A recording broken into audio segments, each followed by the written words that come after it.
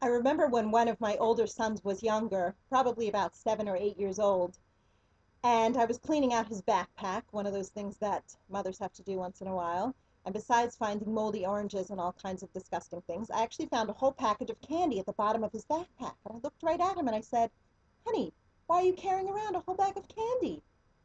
And he looked at me and said, "Ema, just in case." And I said, "Just in case what?"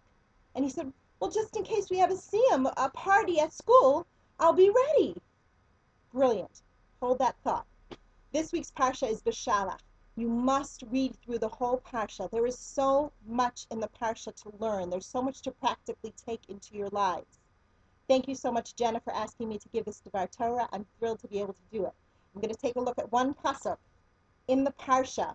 This week, the Jews crossed the sea of reeds, and sang, as Yashir sang, praise to God.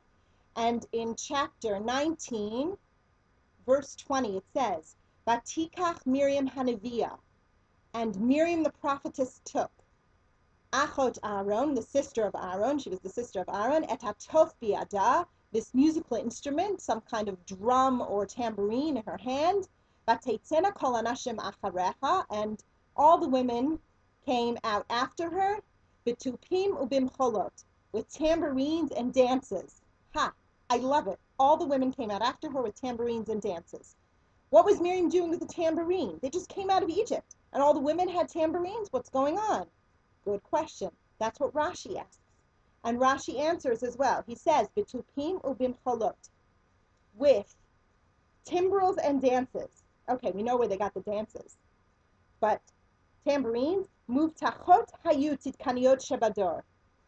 The righteous women of that generation were Muvtachot. They were sure, they were confident, they knew Shehakadosh Baruch Hu oseh lahem nisim, that God would make miracles for them. Shehotziu tupim, so they brought out with them tambourines mimitzrayim, from Egypt. Miriam brought out her instrument. All the women brought out their instruments. They knew they would have reason to use it. Just as my son knew he would have reason to use that candy. Brilliant. What can we learn from this? We must keep our proverbial tambourines with us in our backpacks at all times, because at any moment we'll have reason to celebrate.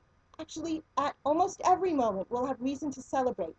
But we'll only carry with us the tools for celebration if we really believe that God has given us reason to celebrate, that he gives us reasons at every moment to celebrate. So we have to look for those reasons. We've got to have faith. Brilliant. Let's take it to the next level. Rabbi Gedalia Shor says, he asks the question, in Az Yashir, if you read through the song that the Jews sang after they crossed the sea, there are allusions to suffering.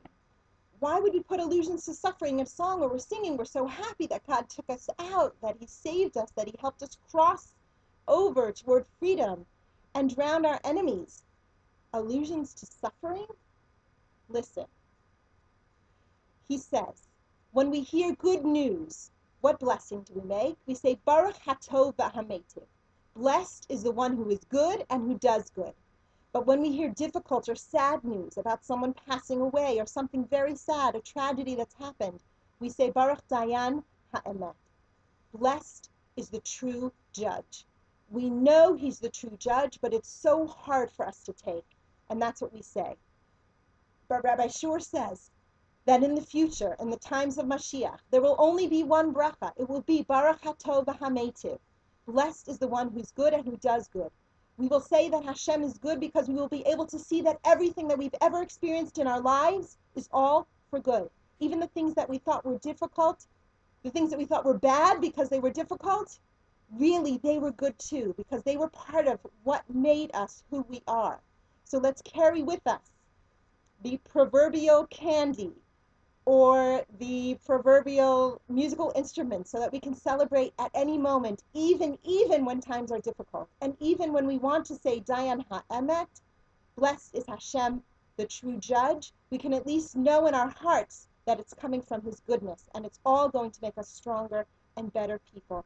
Have a wonderful, wonderful Shabbos, and I'll see you guys soon, some of you Sunday night, and the rest of you at winter.